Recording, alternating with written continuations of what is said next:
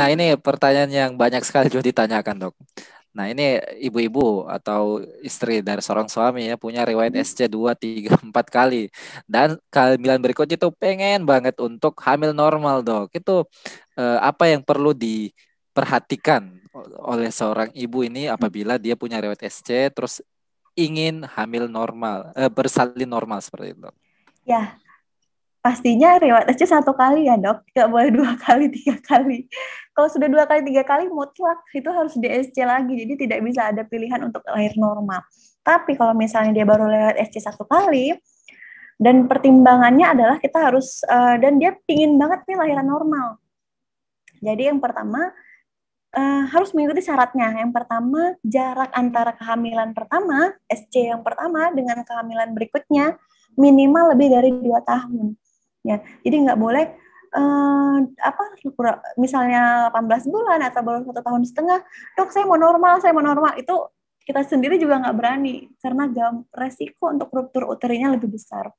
Tapi kalau misalnya udah di jaraknya lebih dari 2 tahun, misalnya udah 4 tahun keempat nih dari SC yang sebelumnya, udah 4 tahun. Kemudian kita lihat lagi, si ibu bukan SC yang pertama karena panggul sempit atau cephalopelvic disproportion atau CPD ya, bukan karena panggul sempit. Karena kalau misalnya dia panggul sempit, mau lahiran normal yang kedua ini juga bakal nggak bisa karena kan nggak masuk panggulnya. Jadi bukan ibu yang ada riwayat CPD atau riwayat panggul sempit. Yang ketiga, luka sayatan operasinya usahakan tidak model yang kalau lurus gini, tidak boleh yang lurus gini. Karena kan kita sayatan tadi gini ya, yang kita videonya secara sagital seperti ini, tidak boleh secara korporal seperti ini. Kenapa? Kalau misalnya yang robekan secara bentuk saya bilangnya lurus seperti ini rahim bawahnya tadi ya, yang tempat ini risiko saat ibunya mengedan bisa ruptur uteri, jadi tidak disarankan. Dok, gimana saya tahu? Orang saya nggak lihat kok proses persalinannya. Nah, itu pentingnya untuk menanyakan ke dokter yang SC sebelumnya atau dokter yang melakukan SC sama gitu. Jadi dia tahu, atau paling tidak dokter yang melakukan persalinan VBAC ini atau vaginal birth after cesarean delivery ini sudah tahu riwayat ibunya. Paling tidak si ibu pernah, dok saya lahirannya bentuknya gimana dok gitu. Sempat nanya gitu dok. Oh normal bu, kayak biasa, itu nggak ada masalah. Tapi kalau misalnya dia dok saya lahirannya dulu yang pertama gimanain dok, saya tanya. Oh kemarin susah bu kelahirin kepalanya nih, jadi saya ada buat bentuk T dikit ke atas, itu nggak bisa. Tapi biasanya dokter-dokter yang telah melakukan tindakan sayatan ke atas ini pasti menginformasikan ke si pasien. Ibu tidak bisa hamil lagi, ibu tidak bisa lahir normal lagi karena sayatannya seperti ini. Nah, pasti dikasih tahu. Gitu. Nah, kemudian satu lagi, posisi janin. Kepala presentasinya harus di bawah. Posisi kepala di bawah, tidak bisa lahir secara bokong. Kenapa? Jadi ibunya seperti yang saya katakan tadi, jadi kayak hamil pertama lagi ya kan, persalinan normal pertama lagi. Kita nggak tahu si bokong itu lahir, kepalanya bisa lahir apa enggak gitu. Nah, jika kemudian tadi ketebalan dari segmen bawah rahim, biasanya kita pastikan saat usia kehamilannya aterem. Jadi sekitar 9 bulan, tanyakan ke dokter kandungannya nanti, dok saya boleh VBAC enggak? Saya bisa VBAC enggak? Nanti dokternya akan melihat, mengukur ukuran dari segmen bawah rahimnya. Kalau misalnya dia sudah terlalu tipis, ya kurang dari 3,5, kemungkinan itu terjadinya ruptur lebih besar. Jadi pasti dokternya bilang tidak disarankan untuk VBAC. Seperti itu. Baik, ya menarik sekali ya dok. Nah ini mungkin bagi ibu-ibu ya atau peserta ya, ini banyak juga yang mungkin bertanya ya bahwa kan tadi setelah SC itu 1 kali masih ada kemungkinan bisa untuk lahiran normal dok. Ya. Nah apa sih yang bisa dipersiapkan oleh si ibu ini gitu, baik itu aktivitasnya atau mungkin makanan-makanan tertentu supaya bisa lahir normal di persalinan berikutnya gitu, after SC-nya gitu. Ya, betul. Jadi kalau misalnya sudah syarat-syarat tadi terpenuhi ya,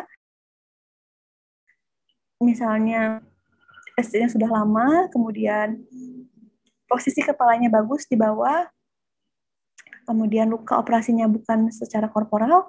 Nah, apa sih dok langkah berikutnya? Yang pertama itu ya persiapan seperti seorang ibu persiapan persalinan normal.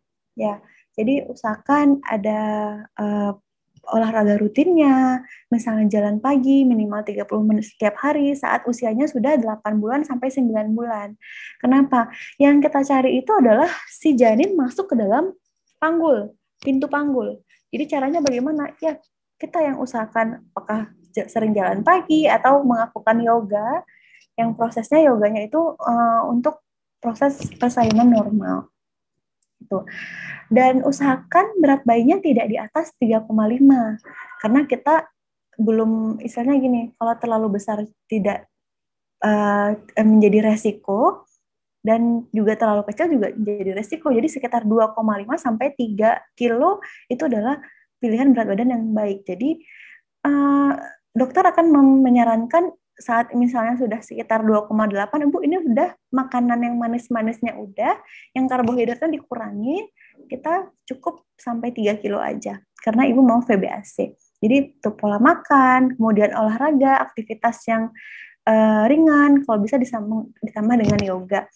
Itu insya Allah. Dan satu lagi ya doa ya, karena VBAC itu kan niat ibunya yang harus kuat ya. Kalau misalnya niat ibunya nggak kuat, dok saya mau VBAC karena tetangga saya VBAC, itu nggak kuat dong niatnya ya, karena lihat tetangganya VBAC. Tapi kalau dia niatnya kuat, memang mau lahiran normal, insya Allah itu pasti bakal dipermudah gitu dok. Baik. Ya, menarik sekali ya dok. Jadi memang luruskan niat ya.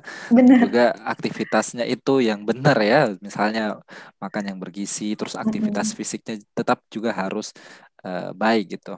Iya. Karena kan kalau misalnya dinding rahim supaya tebal kan mungkin kan ya karena dia kan otot ya dok. Jadi dengan adanya aktivitas fisik olahraga yang mungkin rutin dan benar itu bisa membuat dia itu lebih tebal nantinya. Nah, baik. Seperti yang saya bilang tadi, saya persilahkan ya bagi yang raise hand untuk bertanya secara langsung. Silakan, ini ada Hilya. Silakan, Mbak Hilya. Baik, terima kasih dokter.